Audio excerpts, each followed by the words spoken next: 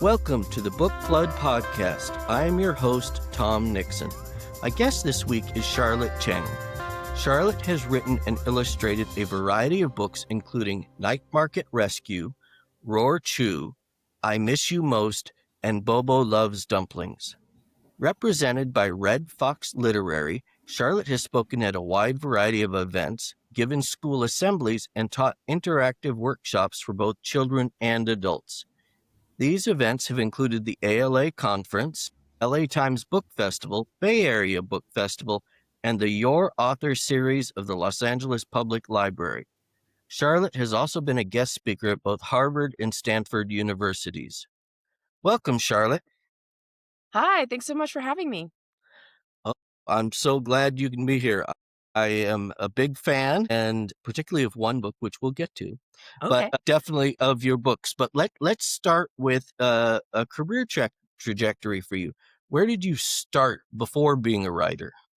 Oh, well, ever since I was young, I can trace it all the way back, and I have pictures of my first novel that I wrote in fourth grade. I even had a page-long dedication page, and I remember it sparked when I read Anne of Green Gables. And yes, and Anne Shirley being that character who lived in stories. I always had a nose in books. So no meeting this character who's lived in these stories and then decided to write her own inspired me to do so as well.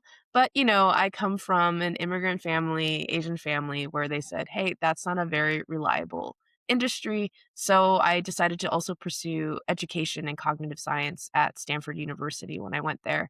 The whole time, though, I couldn't stop writing and drawing. And so I knew it was something that would always surface in me because I knew it was something that was necessary in my life. So over time, I started going to conferences, learning about the craft of writing children's books. And it took me 10 years to sell my first book to traditional publishing. But along the way, I learned so much. I self published some books too, like Bobo Loves Dumplings, and I've just enjoyed every step of the journey. So I always have to point out, because people out there think two things about writers, authors. One is that it happens overnight. And here you are, an overnight 10-year success story. And that's the norm. I mean, people get out there and they're doing it. The other thing is that authors are all millionaires. Yeah, no, that the rarity is, I mean, there some? Yes. Maybe. But especially if that's what you do for a living. But I appreciate you sharing that. So you're one of those rarities. You're both an author and an illustrator. As I was looking through your books, I noticed that you tend to either be the author or the illustrator, but not both. Is that by design? It's just by coincidence, I would say. My style, my artistic style lends towards one type of story. And that's where I started off in the children's book space. I was hired to illustrate multiple books, and I learned a lot through the process. When I was writing my stories though, my stories often didn't match my style. And I really struggled with that because was trying to write towards my style. But at a certain point I realized, wait a second, why not have another illustrator illustrate my books, to better match the style of the story that I'm writing. And I've just been absolutely blown away by the illustrators that have illustrated my books. There's no way I could have illustrated it in the way that they did. I hope one time down the line, there's a story I'm writing that I know matches my style, but am perfectly honest with myself about when that's a good match and when it's not. That is so smart on your part. I've seen so many folks who I'm gonna make this work. I'm gonna make this work. Well, maybe. Yeah. But when you look out there in book world, you don't see a lot of folks that do both. Yeah, and it's a it's threading the needle of the story you wanna tell again and your style. And you have to work with a publisher that likes both and also likes the story. It's quite difficult. I'm flirting with one right now, but it's still in development. I'm still iterating on it, Hmm. but it can be very difficult. Yes. So your next book up is Icy Fruit. What can you tell us about this? Oh, I See Fruit is a very personal story of mine. It's actually a true story about how my grandfather started a popsicle company in Taiwan. And part of it was he worked on a jingle that was played on TVs, on radios throughout the streets of Taiwan, and became just like a song that an entire generation was aware of. And so I didn't know about this history until my grandfather passed away. And at the funeral, my entire family learned the jingle, the popsicle jingle. And I started asking questions. I'm like, what is this? What is this jingle? Why are we singing it? What is this company about? And I started interviewing my father. My father would dig through the archives. I asked my aunts and uncles. So we started gathering these notes and facts, and I shared it with my editor, Lori, who's published the last few books that I've come out with, and she was just very intrigued. So we went ahead and worked on the story together. It's definitely a story of love, a story where I know a lot of my family members are so excited to see that my grandfather's adventure is going to be shared with the world. Nice. When is that coming out? It is coming out May of this year in 2025. Oh, nice. What is your writing process like? Oh, it's all over the map. If you look at my books, I write in a lot of different styles. For example, Night Market Rescue is in rhyme, and so is I Miss You Most. But Roar Chew is not in rhyme. It is very action packed and more of a call and response. Icy Fruit is more narrative. So it really depends on the story I want to tell. I live in Google Docs. So I have a Google Doc that is literally called Picture Book Ideas, and you'd be surprised where those ideas come from. I have a 5-year-old daughter, so like Roar Chew came from a joke that she told. And so the title actually came from her. And I Miss You Most was written when my other grandfather passed away. That just flowed out of me in 2 hours. It just came out as rhyme in 2 hours. Versus Night Market Rescue took me 10 years. And the first version I wrote of Night Market Rescue was not rhyme. It went back and forth from not rhyme to rhyming to not rhyme to rhyming. So it really depends on the story on how long it takes me to get it to the point where I'm happy with it. And then, you bring it to the editor and my agent, and they've got notes, so you've got to revise. I was talking at a recent event, and it was a bunch of us authors just hanging out, which is one of my favorite things. It was several panels, and we were talking about the art of revision and how an author's life is actually probably mostly 80% revision, 20% original creation, because Hmm. from where you start to where you finish, half of the battle is getting it to a point where you're happy with it, where it's polished, where it's ready to go, an illustrator can use it, the editor's happy, the agent's happy. So I would say that's sort of my writing process, is getting that first draft out, and getting feedback from a lot of different people, iterating on it, exploring the voice. So I have a lot of like the rhyme versus not rhyme, and then polish, revise until you get there. Well, that's interesting. And it's interesting that you share that same sort of history of editing with many other writers as well. And the book that I really like is Roar Chew. So I mean, I like them all, but Yeah. for some reason, well, I discovered it, Yeah. whatever that means. How old is that now? Rorschach actually only came out last year Yeah, that's in what I thought. 2024. I'm pretty excited that we announced last month that it got selected as a Dolly Parton Imagination Library book. Oh, So wow. that's going to be going out to hundreds of thousands of kids this year. So pretty excited about that. And, it got some love in the New York Times as well. So I'm glad it's been such a fun interactive experience for kids, parents, educators, librarians alike. They've all enjoyed reading that book to kids. It is such an interactive book. So yeah, I'm glad you like it too. Oh, I'll have to next month. I have to go to have to. Mhm. I'm going to a bunch of schools for a Read Across America, and I've been looking for a book, and I think maybe that's the one I want to do. Oh, and I'm happy to give you tips. Like my favorite thing is when I say roar, I point to the kids and they say chew, and they love it. They're just ready to go, and you sort of build up in volume. There's just a lot of ways to read it and keep the kids engaged. Oh, wonderful. So when you're not writing and illustrating books for children, you also write K-12 curriculum for Disney and for other companies. How is that different from your other writing? Oh, it's very different actually in many ways because the books I write for children's books, they come from deep within me, right? A very personal touch. Like I just told you, it's about my grandfather's night market rescue features my street dog that we rescued from Taiwan is the main character in the story.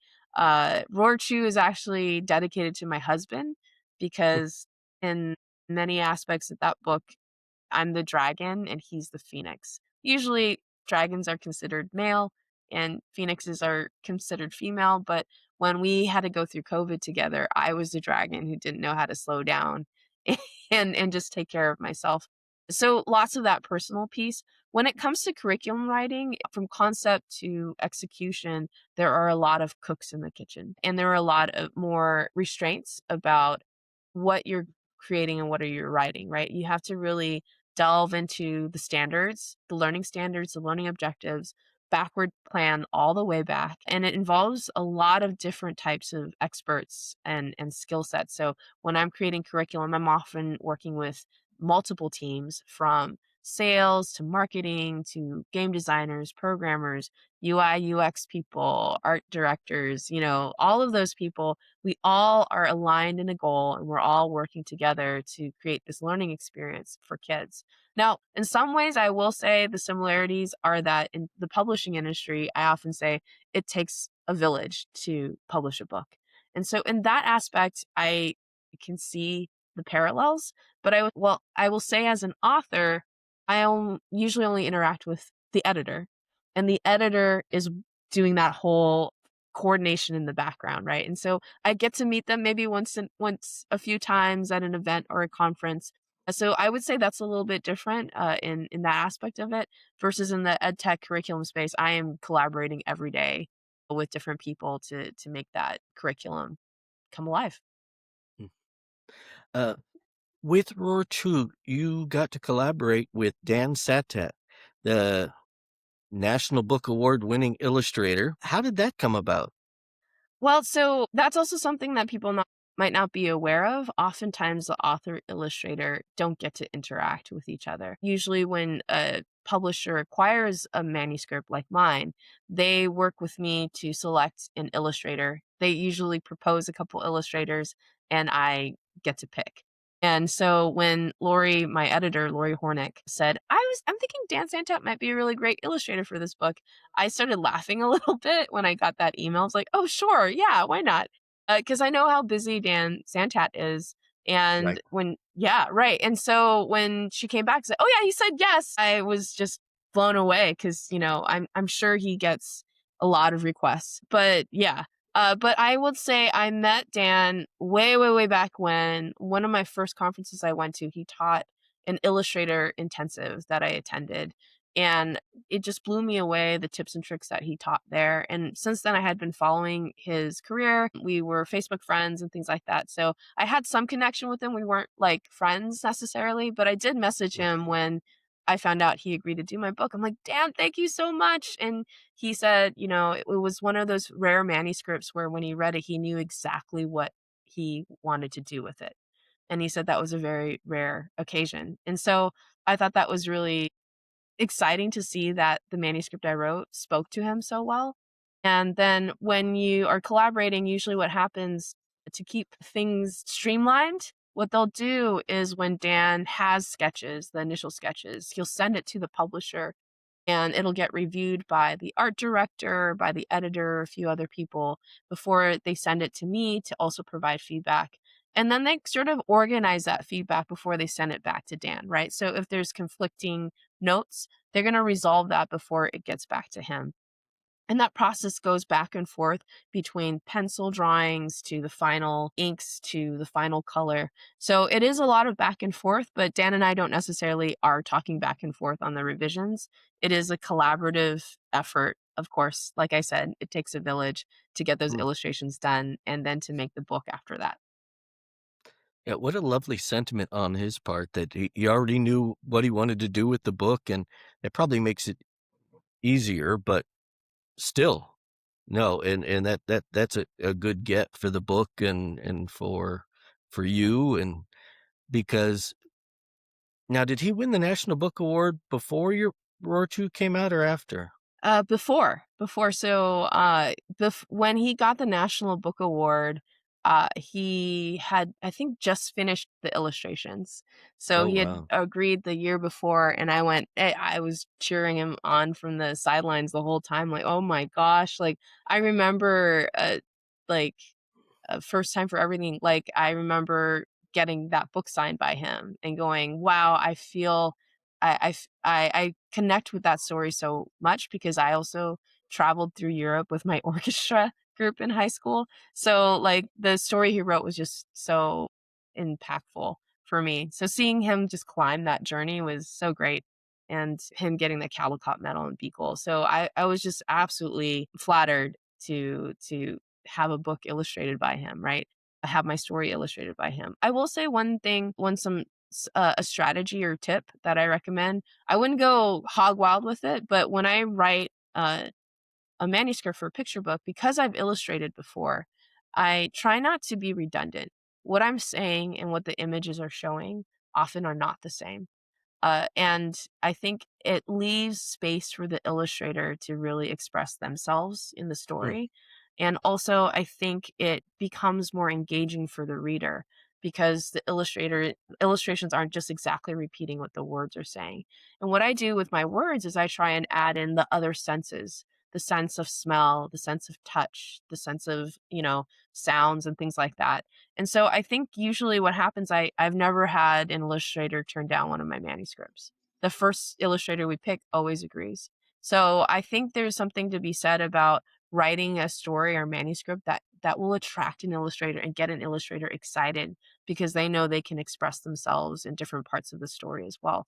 So I Miss You Most, which was the next book about the loss of my grandfather, the illustrator Cindy lost her grandfather within the same year. And so that story, I also had some art notes where I'm like, these are what the words are, but this is what the image shows. And you could just see how much of herself she put into these stories. Really, in every spread, that grandfather on that spread is a mixture of my grandfather and hers. Right. And so there's beauty in leaving that space when you're writing a picture book. Nice. So your publisher, or at least one of your publishers, is Rocky Pond Books. They have a focus on social emotional learning and mental health. How did you end up connecting with them? Well, Lori first was attracted to Night Market Rescue, which is the first book that we came out with. And it's a story about a street dog that discovers a night market. And you think off the bat, what does it have to do with mental health, social emotional learning? But the whole journey is that this dog explores the market, discovers some amazing things, but then finds a lost girl, and the two of them work together to help her find her family. And spoiler alert, guess what? He also finds a home. So it's this whole, I think Rocky Pond, there's like a lot of warmth in the stories that they publish. Warmth about, caring, about family, about mental health. So the next book that we did with Roar Chu, it's about self-care, really. It's a dragon who has a cold, doesn't know how to slow down. Phoenix is trying to help Dragon slow down and recover. And at the end, Phoenix gets the cold, right? And that's what actually throws the dragon into a different state of being the caregiver and realizing, "Oh, look how important it is to slow down." So all of these are really just family or concepts that can help a kid process what's going on in their lives. So I would say like I Miss You Most is dealing with loss. So all of those books sort of tie to different pieces of that to help kids process. So I would say that's why it's aligned. And when I first had Night Market Rescue, Lori asked what other stories I had. And so, I shared some of these ideas and she really loved Rorchu, I Miss You Most. And we have two more books coming out together this year, actually. I See Fruit and another one called Ama's Purse, which is about the magic that can be found in your grandmother's purse. Many of your books seem to have Taiwanese theme, which probably not surprising. Is that intentional on your part? I would say so. I also remember, and I really recommend if you're trying to explore writing for children, to attend events and conferences where authors, editors, and other people can speak. Because I remember, again, all the way back at that conference where I got to take an illustration intensive by Dan Zantat. Amazing. Another wonderful author, Ying Compostine, was speaking there. And now Ying actually has a few books out with Rocky Pond as well, which is great. But I remember something that she said that really locked into me, because before then I was just writing stories with animals and, just generic characters. But she said, you need to find that unique voice that only can come from you. What is that Mm. voice? What are those unique experiences, part of your lives that offer something new and fresh that a publisher has never seen? And I kept thinking back to when I say I'm from Taiwan, some of the responses have been, oh, that's great. I love Thai food, which is actually Thailand. And Mm. me having to explain the difference and where Taiwan is, what is a night market? They'd ask, oh, what is it known for? And I would say night markets, and I'd have to explain what a night market is. So I knew, wait a second, not a lot of people know about these night markets. And so that's what started the journey of saying, well, what is my unique voice? And I really like pulling from that heritage, but I also like pulling from other parts of myself. We're speaking at the ALA conference this year at a poster presentation about this concept of multiple identities, saying, hey, I'm not just Taiwanese. I'm also a dog owner, like my street dog, right? I am a grandchild, so I love my grandparents, things like that. I'm a mother. I don't know how to slow down. So, what I often do is I'll take my heritage, but I'll merge it with another part of my identity that is almost universal in a way. And so, when you pair that together, kids who aren't Taiwanese can connect to the story, but also kids who are Asian and Taiwanese feel seen and feel included Mm. in that story as well. So there's a little bit of a magic in merging those different identities together to tell a story. What are you working on now? Oh man, I've been iterating on a lot of different ideas. I haven't um it's been tough choosing which one to work on, but I can throw out a couple ideas. My family comes from pirates, actually. Two very famous pirates. One was actually featured in Pirates of the Caribbean. So I'm working on a story about So, my so I'm pirate going to stop you heritage. right there. Yeah, okay, Your go ahead. family comes from pirates. Yes, This is a thing, okay? it is a thing, That is and very cool. it is pretty cool. I'm pretty proud of it, and it's I my again, my family, they're just like full of these stories that I hadn't heard of. So I also had to do that. I had to go, stop. Wait, what? And I traced it back. Like, my family name is the same family name of these two famous pirates. One that basically brought a lot of people from China to Taiwan, called Zheng Gong. But my favorite person is Mistress Cheng. You'll see it in the Pirates of the Caribbean Hmm. movie. There's only one Asian pirate that shows up. She's also featured in a recent show called Our Flag Means Death. And she was this amazing lady who basically, her husband passed away. She took over the helm of leading a pirate fleet for well over a decade. I forgot how long. To the point where the Chinese government begged her to stop and offered her a government position just to make her stop. So it was just such a fascinating story. And I think, what does that mean coming from pirates? And I look at my relatives and look at myself. There's just like this passion, persistence, this grit that I see in Hmm. like a lot of my family members, and oftentimes in my daughter. And I go, that's the pirate. That's the pirate coming out, surfacing. So there's something there. So I'm exploring what a story like that would look like, just tapping into what does it feel like to come from a family of pirates. So there's that one, and I'm weirdly also exploring romance. I love reading romance novels.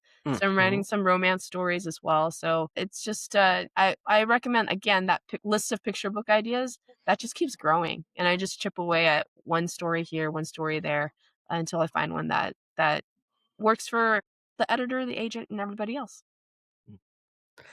Is there a book or a series of books from your childhood that still resonates with you? Right. Well, I mentioned Anne of Green Gables. I could not um recommend that enough. That that character Anne Shirley just lives within me. I have Anne of Green Gables shirts and socks and all sorts of things.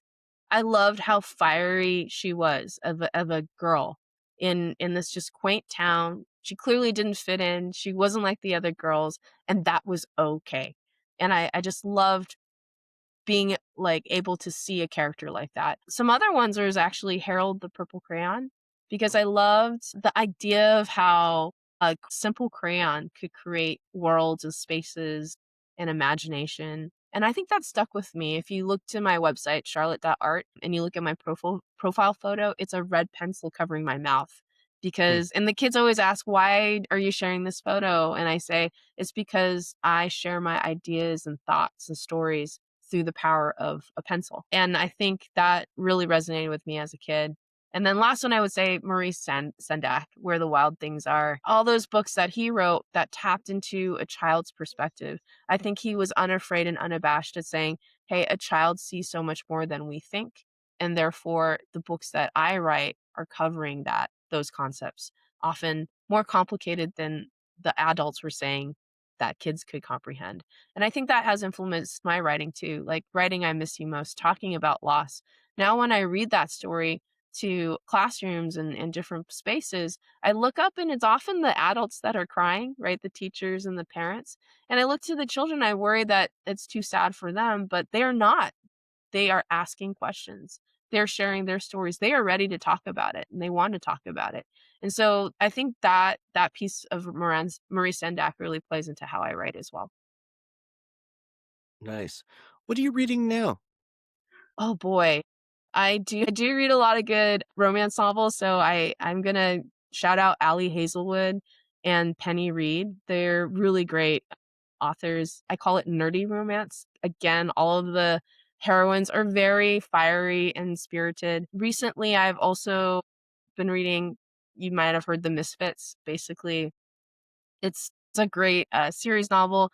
And then with my daughter, she's 5, so we've been reading Dogman, Narwhal and Jelly, all those good things. And then I've been also visiting a lot of my author friends' events. So I'm just going to give a shout out to Sana Wedlick, because she and I both wrote books about night markets. She's Nigerian, I'm Taiwanese, but we each wrote about night markets Hmm. randomly at the same time, and also about naming ceremonies at the same time. And so she just recently came out with a book called A Space for Everyone that's really great. Another one is Soy Sauce by Laura Lee. She wrote a book about the creation of soy sauce from different origins in different countries. So I could go on, there's books in every room of our house. So, but just a light sampling of what I've been reading. Well, Charlotte, I want to thank you for coming on the podcast. I greatly appreciate this. For our audience, please remember to like, subscribe, and share wherever you watch us, YouTube, podcast platforms, everywhere. And again, thank you so much, Charlotte. Thanks so much for having me. I had a wonderful time chatting with you about books.